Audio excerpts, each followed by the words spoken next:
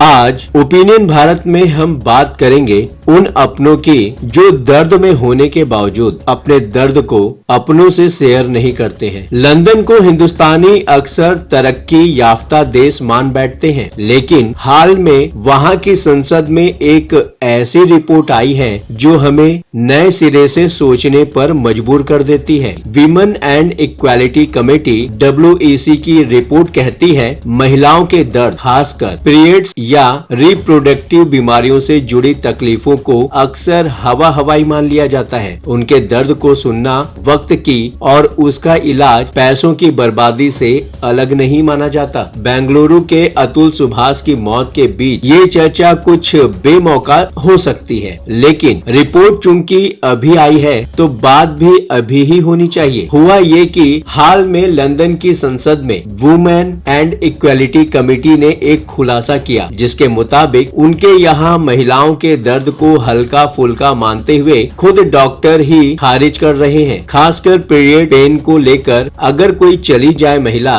तो उसे मशवरा देकर लौटा दिया जाता है। ये हाल लंदन से लेकर न्यूयॉर्क और दिल्ली से लेकर खार्तूम तक एक सा ही है। फॉर्मल भाषा में इसे पेन गैप या मेडिकल मिसोजिनी कहा जाता है। दिलचस्प बात यह है कि इस पर चर्चा भी दसियों सालों से हो रही है कि आखिर क्यों औरतों के दर्द को चुटकुला या बहाना समझा जाता है। 50 स्टडीज हो चुकी हैं और सैकड़ों रिपोर्ट्स छप चुकी हैं, लेकिन फिलहाल मामला वहीं अटका हुआ है जहां सदियों पहले शुरू हुआ था। वो यानी कि पीरियड ब्लड गलती से भी छू जाए तो लहलहाती फसल सूख जाती है, पशु मर जाते हैं, फलों से लदा पेड़ मुरझा जाता है, यहाँ तक कि पीतल पर जंग लग जाती है। रोमन दार्शनिक और प्राकृतिक चिकित्सक प्लिनी द एल्डर ने पीरियड्स के बारे में जब ये कहा तो बहस की कोई वजह नहीं थी। सीधी सी बात, महीने के कुछ रोज स्त्री नाम की प्रजाति को काबू में रखा जाए ताकि दुनिया बेपटरी न हो। यही हुआ। पहले से ही सिकुड़ कर जीती महिलाएं थोड़ा और सिमट आई, लेकिन बात यही खत्म नहीं हुई। सबसे तेज तलवार को भी जैसे वक्त वक्त पर धार देने की जरूरत होती है, वैसे ही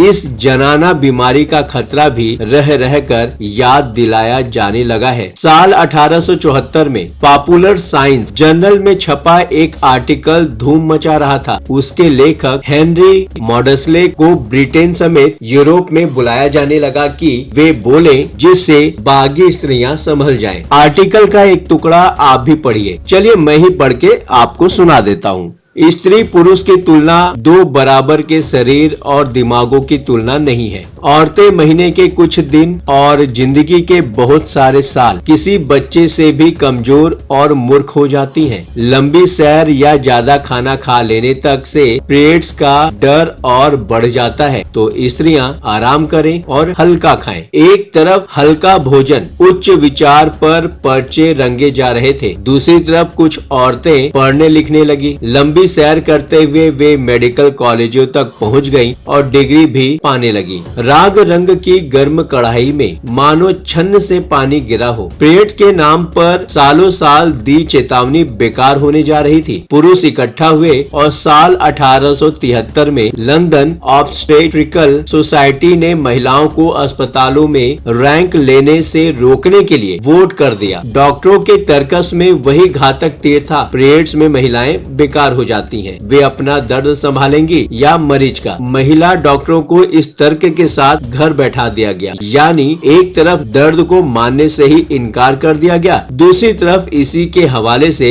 बंदिशें भी लगा दी गयी। साल 2023 की बात, हमारे यहाँ सुप्रीम कोर्ट में एक याचिका पर सुनवाई हुई। याचिकाकर्ता का कहना था कि कामकाजी महिलाओं को पीरियड्स लीव मिलनी चाहिए, पर इस पर 3 सदस्यीय बेंच ने कहा कि मेंस्ट्रुअल लीव के कई पहलू हैं। लीव का प्रावधान बना देने से ये भी हो सकता है कि कंपनियां औरतों को काम पर रखने से कतराने लगे। बेंच ने तमाम सहानुभूति रखते हुए भी इस मामले में कोई सीधा फैसला लेने से इनकार करते हुए कहा कि केंद्र चाहे तो ये निर्णय ले सकती है, हम बीच में नहीं पड़ेंगे। अब सवाल उठता है कि ये कहानी सिर्फ भारत की है या पूरे विश्व की। जब देखने में आया तो पता चला कि हमसे भी ही कई गुना ज्यादा मॉडर्न देशों में भी यही हाल है। नीदरलैंड, जहां स्त्री पुरुष लगभग बराबरी पर हैं। 4 साल पहले वहां के एक सर्वे में निकला कि पीरियड से गुजर रही सिर्फ 14% महिलाएं ही छुट्टी लेती हैं। इसमें भी केवल 20% औरतें ही बॉस से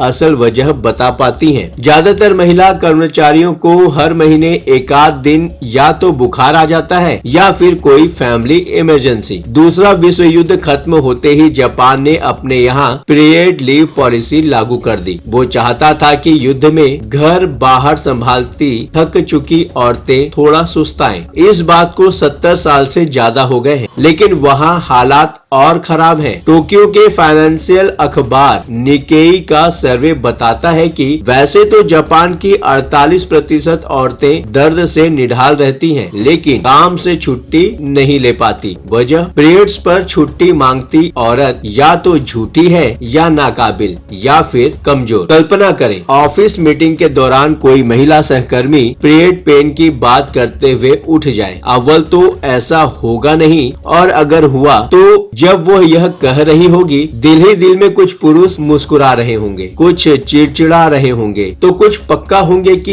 यहाँ से निकलकर वो पार्लर, शॉपिंग या पार्टी करने वाली है। बहुतों को शायद ये मलाल हो कि काश उनके पास भी कोई ऐसा बहाना होता जिस पर बॉस बिना आंखों में सीधा ताके हाँ कह देता। मन महसूसू दल में कुछ महिलाएं भी शामिल होंगी जो बोलने वाली को बेशर्म या मुंहफट सोच रही होंगी। दर्द तो हमें भी होता है, लेकिन मजाल जो कभी जताया हो। पीरियड्स पेन पीटा पिटाया सब्जेक्ट है। चलिए बाकी तकलीफों पर बात करते हैं, जैसे हार्ट अटैक के वक्त होने वाला दर्द। साल 2023 से अगले 10 सालों के भीतर इंग्लैंड और वेल्स में लगभग 1000 महिलाओं की इसमें जान चली गई, क्योंकि उनके पास बने लोगों को अंदाजा ही नहीं था कि महिलाओं को सीने में दर्द हो सकता है या फिर उन्हें दिल का दौरा भी पड़ सकता है। ज्यादातर महिलाओं को घर पर ही गैस की दवा के साथ कुछ काम धाम करने का नुस्खा थमा दिया गया। द कन्वर्सेशन की रिपोर्ट के मुताबिक ये प्रिवेंटेबल मौतें थी, मतलब अगर वक्त रहते इलाज मिलता तो जान बच जाती। डॉक्टर एलिजाबेथ कॉमेन कैंसर सर्जरी में बड़ा नाम है। उन्होंने न्यूयॉर्क टाइम्स को दिए एक इंटरव्यू में एक किस्सा सुनाया था। मेरी एक मरीज मौत से कुछ घंटों की ही दूरी पर थी। एक एक कर स्टाफ उसे विदा दे रहा था। मैं पहुंची तो लाड़ से उसने अपने गाल मुझसे सटा दिए। एक आध मिनट बाद वो संभलते हुए बोली, माफी चाहती हूँ कि मैंने अपना पसीने से चिपचिपा चेहरा आपसे सटा दिया। आखिरी वक्त में भी माफी मांगती महिला मरीज पहली नहीं है। बकौल डॉक्टर कॉमेन, औरतें लगातार शर्मिंदा होती हैं अपने बीमार होने पर, बीमारी के खुलासे पर, दवाओं के खर्च पर, कमजोरी में घर या बाहर न संभाल पाने पर, यहाँ तक कि वक्त से पहले मरते हुए भी उन्हें ये बात सालती है कि वे अपनी जिम्मेदारी छोड़कर जा रही हैं। इसी तजुर्बे के बाद डॉक्टर कॉमेन ने एक किताब लिखी, ऑल इन हर हेड। उसमें उन्होंने बताया कि कैसे सदियों से महिलाओं की बीमारियों को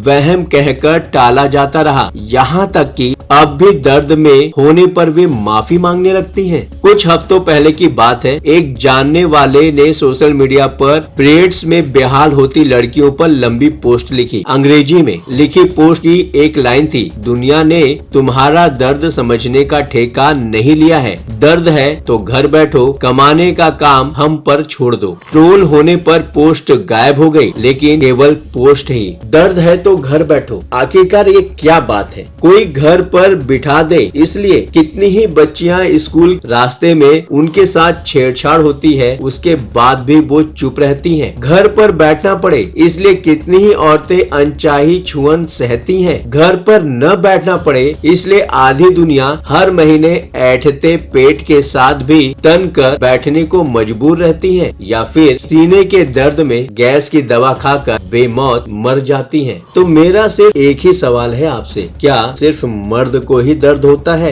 इनके दर्द को क्यों नहीं समझा जाता? क्या इस वीडियो को देखने वाली ऐसी जनता है, ऐसे लोग हैं जो इस बात को समझे। यदि आप इस बात को समझ रहे हैं तो चलते चलते ये बात भी मैं आपको बताना चाहता हूँ। न्यूज कॉल 24 नई सोच नए नजरिए के साथ आपको हर खबर के पीछे के असली मायने क्या हो सकते हैं बताने का प्रयास करता है। ये प्लेटफॉर्म है जनता का, आपका, आपकी आवाज उठाने का। अब आपकी बात नहीं रहेगी अनसुनी। आपके विचार, आपके सुझाव हमारे लिए मायने रखते हैं। अभी तक आपने चैनल को सब्सक्राइब नहीं किया है तो देर किस बात की, चैनल को अभी सब्सक्राइब करें। वीडियो का नोटिफिकेशन पाने के लिए बेल का आइकन प्रेस करना बिल्कुल भी ना भूलें। आज के लिए बस इतना ही। लगातार खबरों के लिए बने रहिए न्यूज कॉल 24 के साथ।